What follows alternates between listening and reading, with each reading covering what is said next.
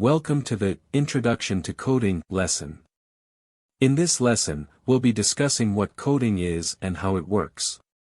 So, let's get started. Coding, also known as programming, is the process of writing instructions that a computer can understand and execute. These instructions are written in a programming language, such as Python or Java.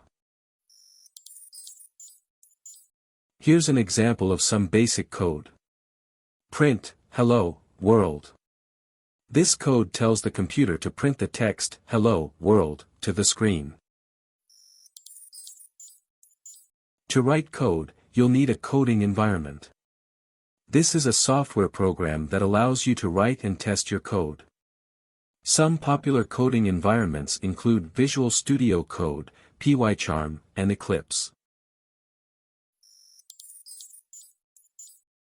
Coding is becoming increasingly important in today's world. It's used in everything from creating websites and apps to controlling robots and automating tasks. Learning to code can open up many career opportunities and help you understand how technology works. If you're interested in learning to code, there are many resources available to help.